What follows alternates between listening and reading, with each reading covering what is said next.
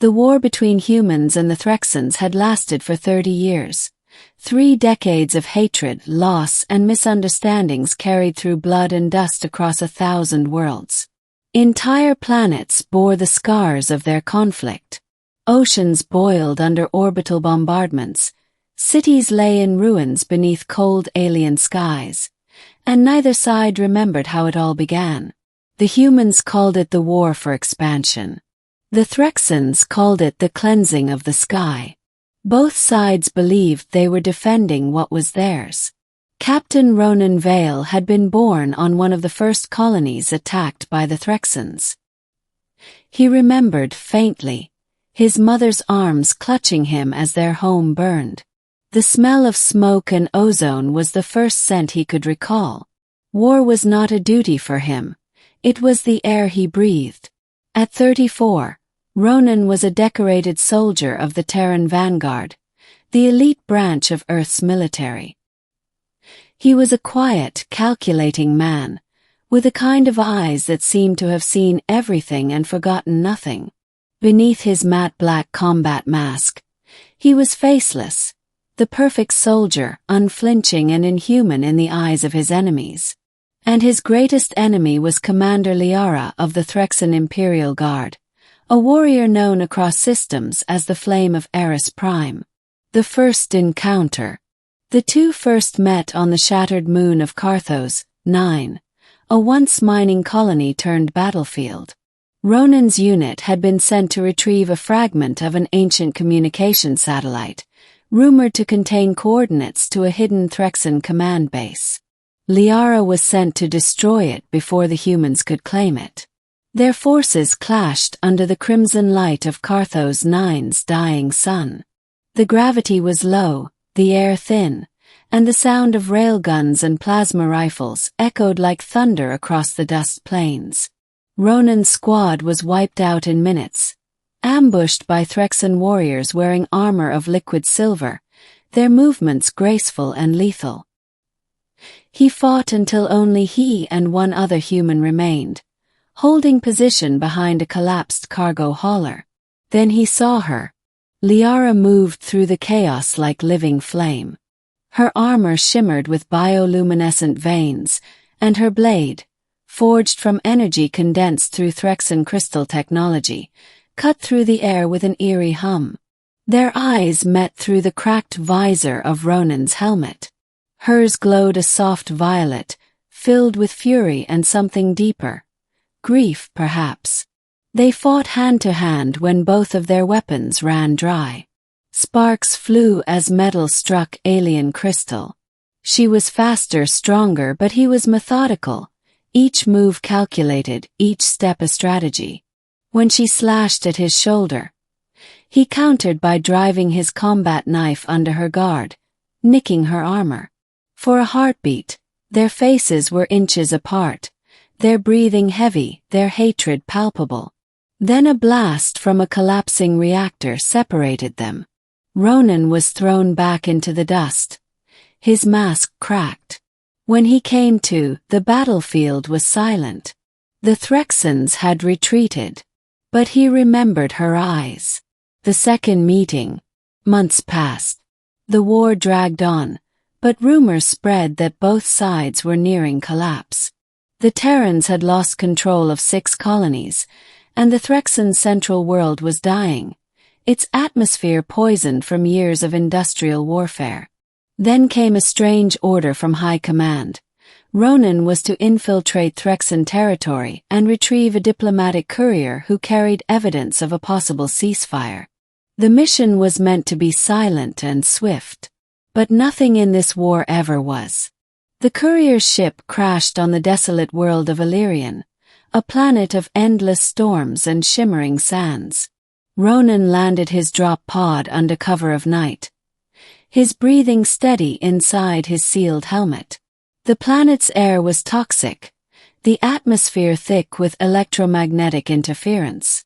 As he searched the wreckage, he found the courier's body half buried in sand. The data core was gone. Before he could report, a voice echoed from behind him. Harsh, melodic, unmistakable. Human. He spun, rifle raised. There she was again, Liara, the flame of Eris Prime. Her armor was scarred, her blade dull, but her presence was just as commanding as before. "This world is neutral ground," she said in accented Terran. "You have no claim here." "I'm not here for a claim," Ronan replied. His voice was metallic through the mask. "I'm here for peace." "Peace," she spat. "After your kind burned my sister's city." Silence. The wind howled, carrying with it flecks of glassy sand that shimmered under lightning. Then the ground shook. The sand beneath them erupted as a subterranean creature burst forth, all jaws and tendrils, a predator adapted to Illyrian's violent ecosystem. Without hesitation they fought together. Ronan's rifle and Liara's blade became one rhythm, gunfire and light slashes moving in tandem. The beast's hide was thick, its roar deafening, but together they brought it down. As the creature fell, the storm intensified. Their dropships were gone, communications jammed. They were stranded. For the first time they were no longer enemies, just two warriors trying to survive. The long night. They found shelter in the ruins of an old Threxan outpost, half buried under sand and glass. Inside, flickering emergency lights painted the corridors in ghostly hues. Ronan patched up his damaged armor while Liara treated a wound on her arm. The silence between them was heavy. "Why do you hide your face, human?" she asked finally. "Regulations," he said. "The mask filters toxins, monitors vitals, keeps me alive. But it hides what you are." He didn't answer. Liara studied him. "You fight like one who has lost everything." "I fight because I must." She turned away, her tone bitter. "So do we." Hours passed. The storm outside showed no sign of ending. They shared water, ration packs, and stories, cautiously like trading secrets with a ghost. Liara spoke of her world, once lush with oceans and forests, now reduced to barren deserts by Terran mining fleets. She had joined the military not for glory but for vengeance. Ronan listened. He told her about the colony he lost, about the flames that took his family. When he finished, they sat in silence again, realizing their pain mirrored one another's. "Perhaps," Liara said quietly, "we were both born of the same fire." He looked at her then, not as an enemy, but as something fragile, something human in all but name. The betrayal. By morning, the storm had subsided. They discovered that the outpost contained a long-range beacon, damaged but reparable. Working together, they scavenged parts and rewired circuits. But when Ronan tried to transmit a message, he intercepted a coded signal, one that revealed the truth. The ceasefire mission was a lie. His superiors had sent him not to retrieve peace talks, but to locate and destroy the last remaining Threxan command node hidden on Illyrian. The courier's data core was a lure. He looked at Liara, who was adjusting the beacon's antenna. The realization hit him like a blow. She didn't know. His orders were clear. Eliminate any Threxan presence once the target was found. He should have raised his rifle then. Should have done what soldiers were trained to do. Instead, he powered down his weapon. "Liara," he said, "you need to see this." When she read the decoded message, her expression shifted from confusion to rage. "So this was your plan all along?" "It wasn't me," he said. "I didn't know." "Lies," she hissed, blade drawn. "You humans know nothing but deceit." Her fury filled the room. Ronan didn't move, didn't defend himself. "If I wanted you dead," he said, voice low, "you'd already be." For a long, trembling moment, she stared at him, her chest heaving. Then slowly she lowered the blade.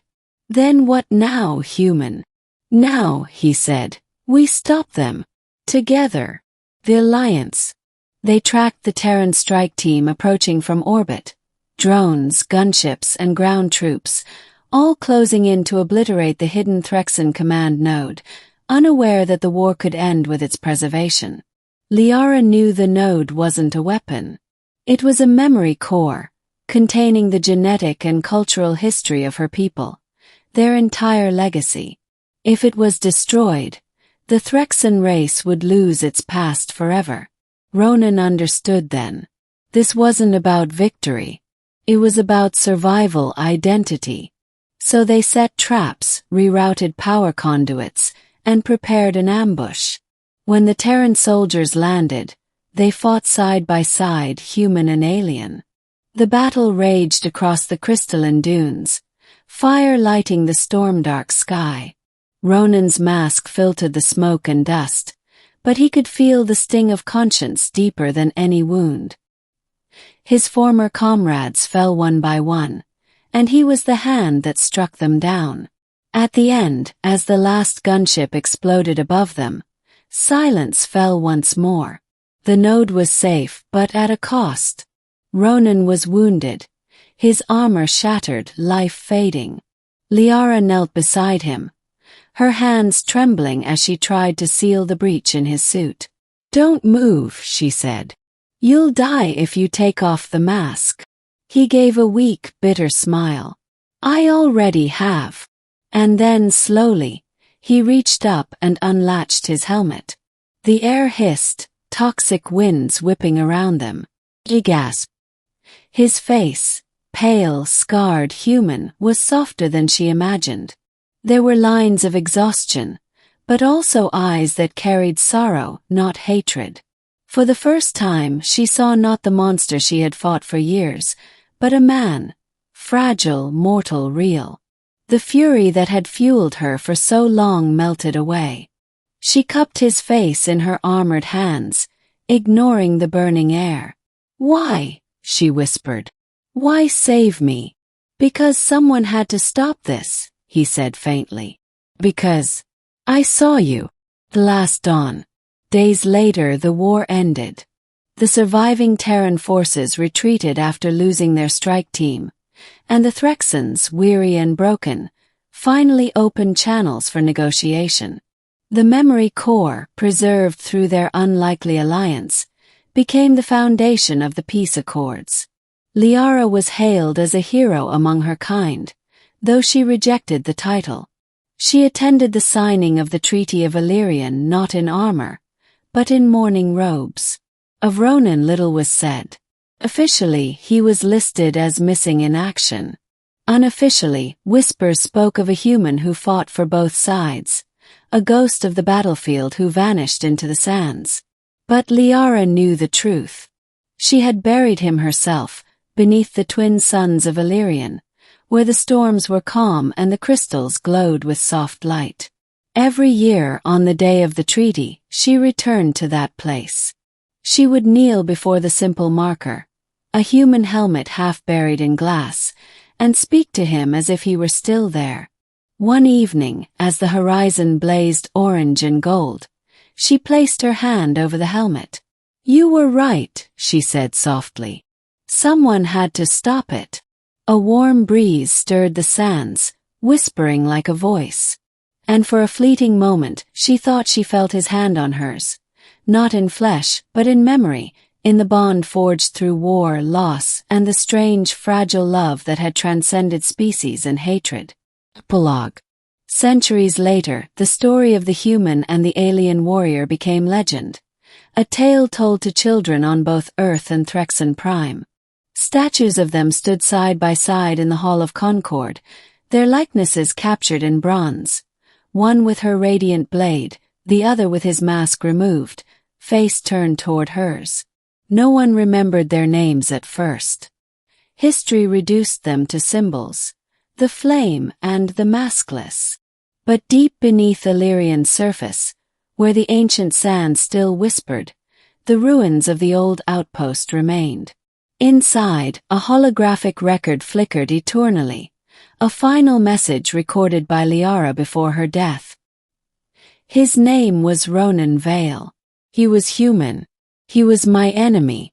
And when he removed his mask, I saw the truth of what we both were. Not monsters, not heroes, but souls searching for light in the ashes. As the recording played, two figures, one of light, one of memory, stood side by side in the holographic dusk, forever united beyond war, beyond death. And so ended the legend of the human warrior and the alien flame, the story of how hatred gave birth to understanding, and how love, fragile and fleeting, reshaped the stars themselves.